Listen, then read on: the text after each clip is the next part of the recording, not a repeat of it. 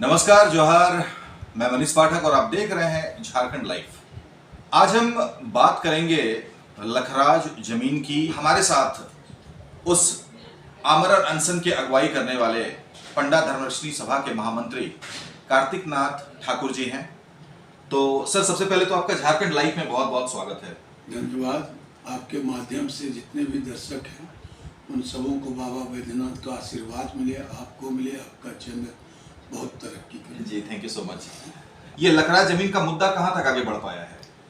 मैंने कल यहाँ के एसडीएम महोदय को हमारे पास जो कागजात थे उन्हें सुपुर्द किया और उनसे ये कहा कि आप एक जगह निश्चित करें जहाँ पर कैसा, मैंने उन्हें कहा पाठक धर्मशाला में आप अपने स्टाफ को बैठाएं, जहाँ पर शहर की जो जनता है वो आपको सुगमता से अपने कागजात सौंप सके। ठीक है। और उन्होंने श्योर किया है कि मैं बहुत जल्द वो कर लूँगा। जैसा कि हमने देखा सोशल मीडिया पे कि यहाँ के स्थानीय सांसद और डीसी महोदय जो यहाँ के उपायुक्त हैं, उनका हमने लखराज मुद्दा पे आपको हर कोई सपोर्ट कर रहा था, लेकिन बात बार बार उठ रहा था कि भट्टर धर्मशाला। ये भट्टर धर्मशाला का क्या मामला है? अगर आप देखिए, ये दो डिफरेंट चीज है। यो आंदोलन को मोल्ड करने का, आंदोलन को एक स्पेसिफिक जगह पर पहुंचाने का कुत्सित प्रयास था, जो कि आंदोलन को तोड़ने का, मरोड़ने का जो एक राजनीतिज्ञों का काम होता है, बस वही बात थी।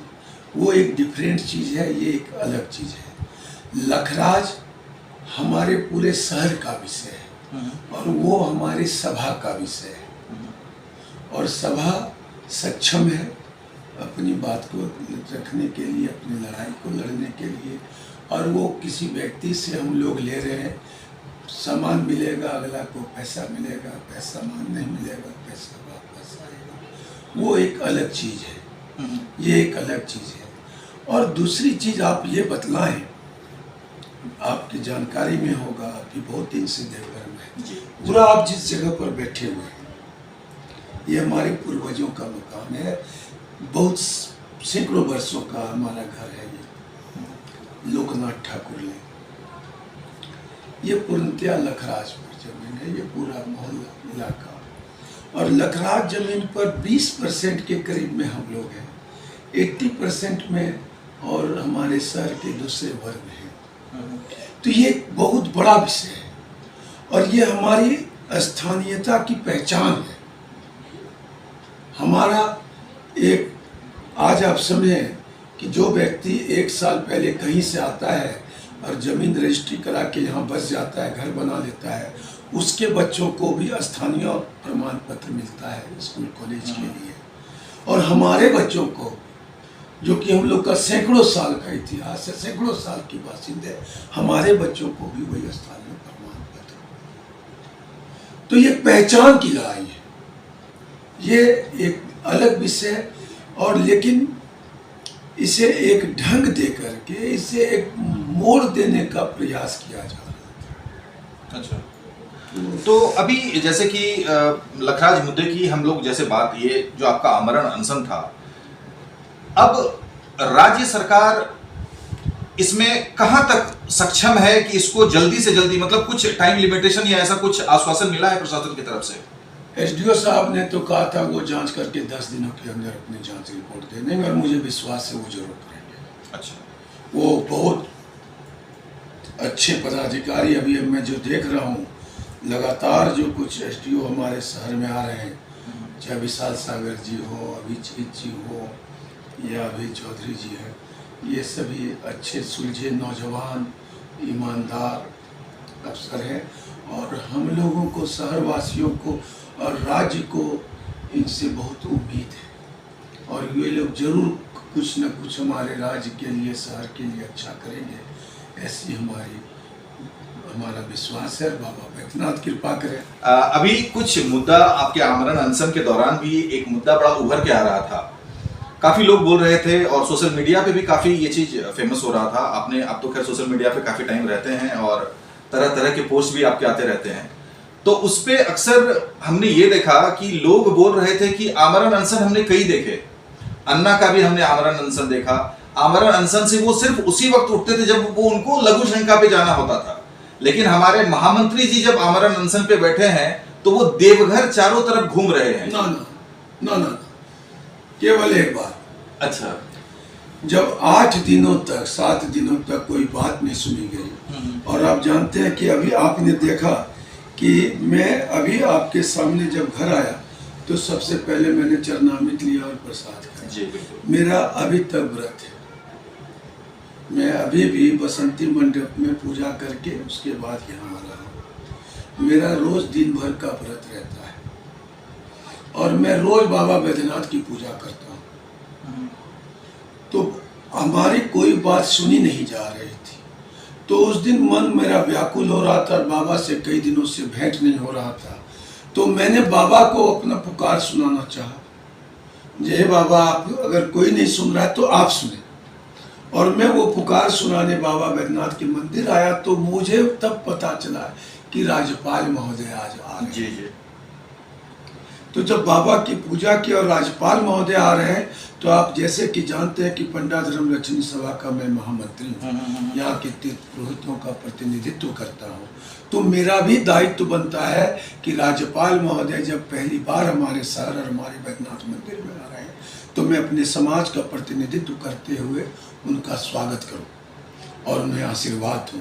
और लगे हाथ, क्योंकि चूंकि हमारे राज्य के प्रथम नागरिक हैं और इस प्रशासनिक व्यवस्था के वो सर्वोच्च पद पर है, तो मैं अपनी गुहार और अपनी पुकार उन्हें सुनाने का मौका छोड़ना नहीं चाहता था।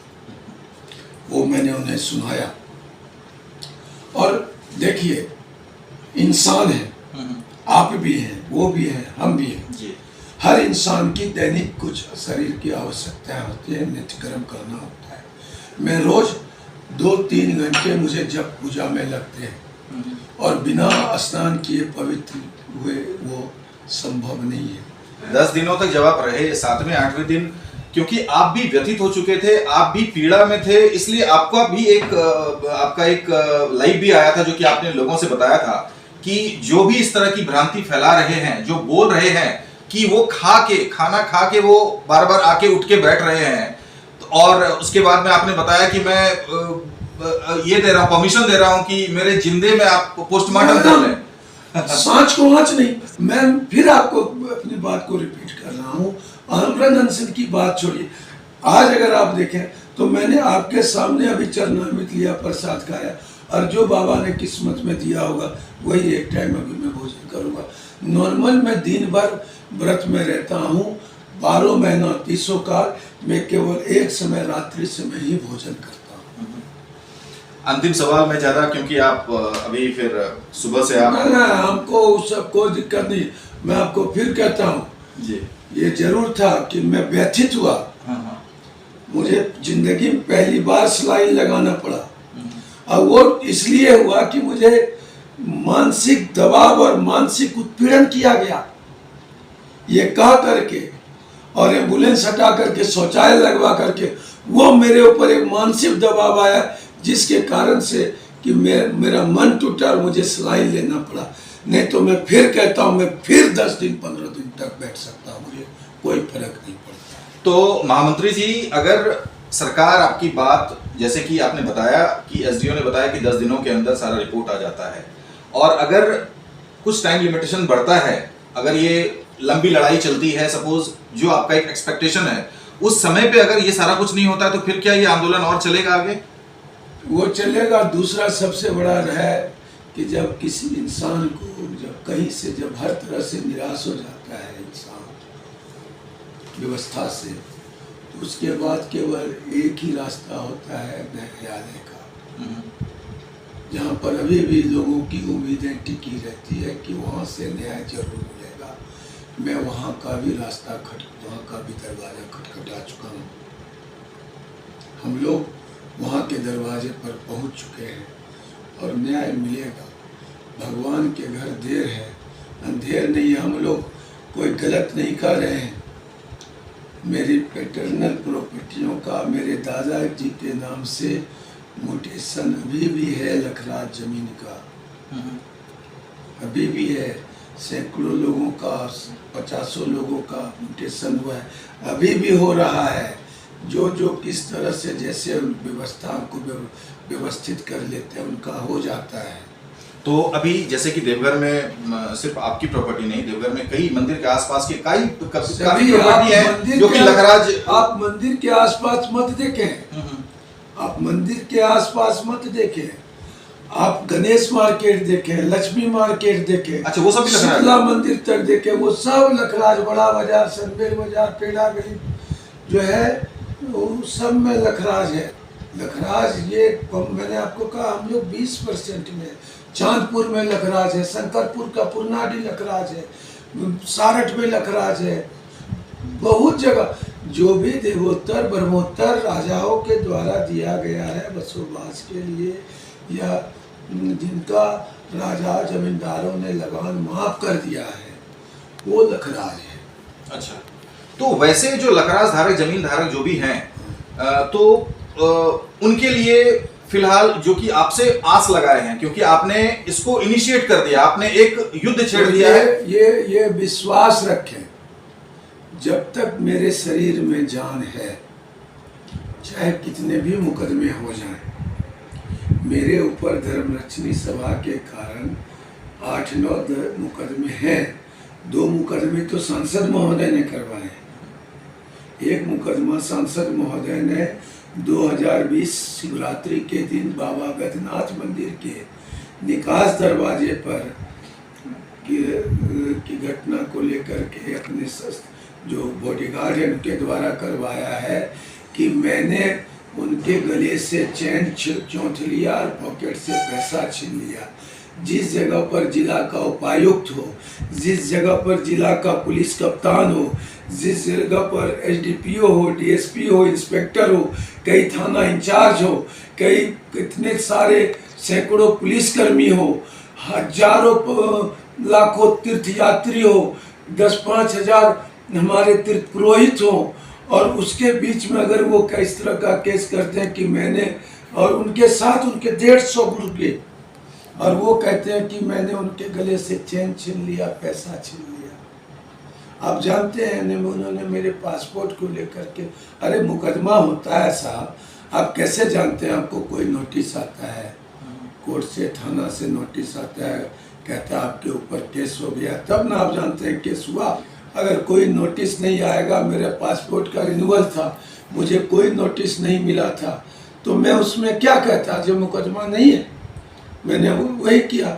वो लेकर के उन्होंने उनके यहाँ पर स्थानीय जो हैं मुकेश पाठक जी, उनके द्वारा मेरे ऊपर केस करवा दिया। मेरी बेटी बाहर विदेश में रहती है, रोज रोती है, बुलाती है, उस मुकदमे के कारण मैं उसके पास जा नहीं पाता।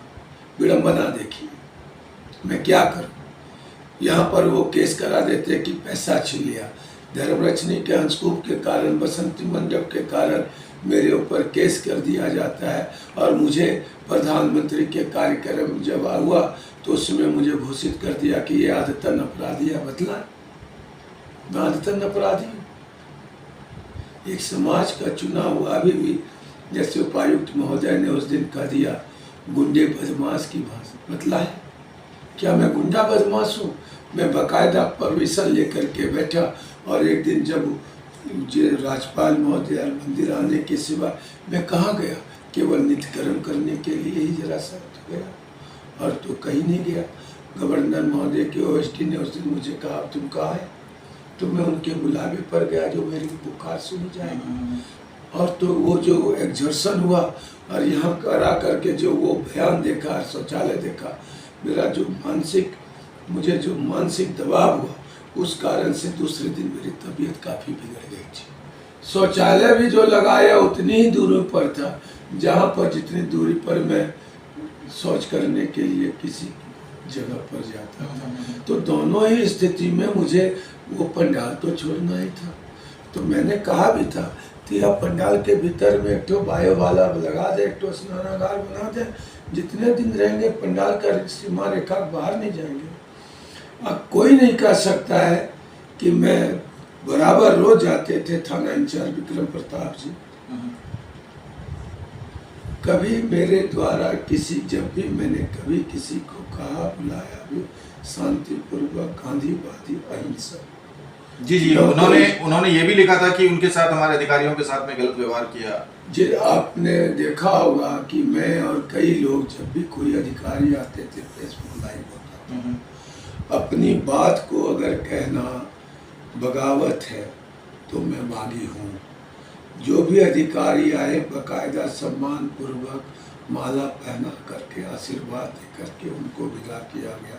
जो भी अधिकारी आए अगर बिना किसी के बहकाव में माने दबाव में बहकावे में आकर के दिल पे हाथ रख करके बोल दे जब किसी के साथ कोई दुर्व्यवहार किया गया हो। जिस दिन एसडीओ महोदय आए, एसडीपीओ पवन जी आए, दो बार तीन बार पवन जी आए, कभी पूछ लीजिए कभी किसी के साथ हजारों की भीड़ हम लोगों के विषय में एक नैरेटिव बनाया जाता है कि ये लोग उपद्रवी है, ये कर देगा, वो कर देगा, ये करेगा, ये करेगा।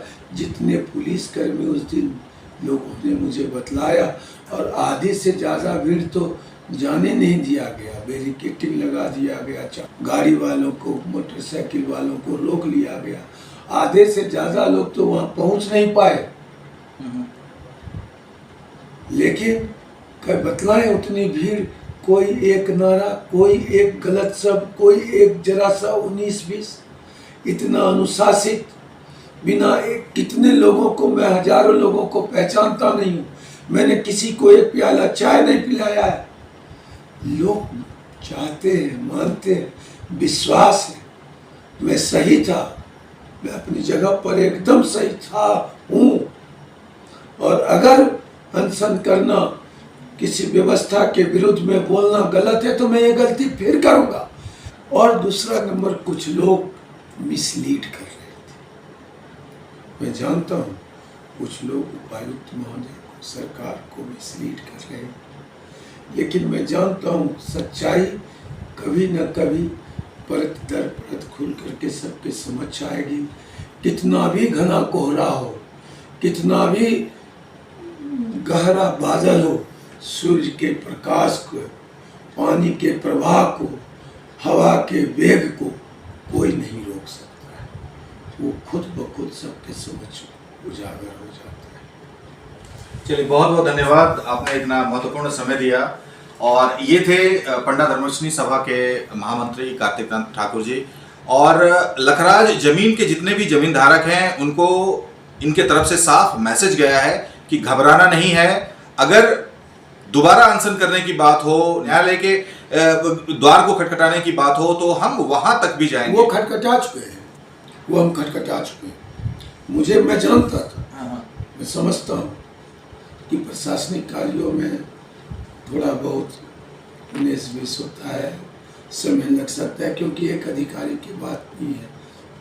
एसडीओ साहब डीसी को देंगे, डीसी साहब रांची भेजेंगे, रांची में विषय होगा बहुत। मुझे तो उम्मीद था जो कल सरकार कैबिनेट की बैठक कर रही है कुछ निर्णय आ जाएगा, लेकिन लगता है नहीं आया था तो टीवी अखबार में आता, लेकिन नहीं आया। लेकिन मुझे विश्वास है हेमंत सोरेन बहुत सुलझे हुए, बहुत माने जेंटलमैन है। वो जरूर अभी कोई उनको कुछ बात पर हमारे और उनके बीच में एक पर्दे का काम कर रहा है। जब वो पर्दा हटेगा वो भी खुद ब खुद सच्चाई को देखेंगे और वो जरूर इस विषय में एक पॉजिटिव और बढ़िया निर्णय लेकर के, और वो वचनबद्ध है। वो जब चुनाव के पूर्व यहाँ आए थे और चुनाव के जितने बार बाद भी मुख्यमंत्री बनने के बाद भी जब भी आए हैं उन्होंने कहा है, और वो जरूर होगा, और जरूर होगा, मुझे विश्वास है। चलिए, तो हम भी चाहेंगे कि ये पूरे समाज का मैटर है, इसमें कई लोगों के रोजगार की बात है, तो अगर ऐसा कुछ होता है हमारे चैनल के माध्यम से आप लोगों तक ये आपने मैसेज छोड़ा है, और जितना जल्द से जल्द हो इस मुद्दे को सुलझाया जाए। बस बने रहे हमारे चैनल के साथ, अपने सहयोगी उमेश झा के साथ। मैं मनीष पाठक, धन्यवाद, जोहार।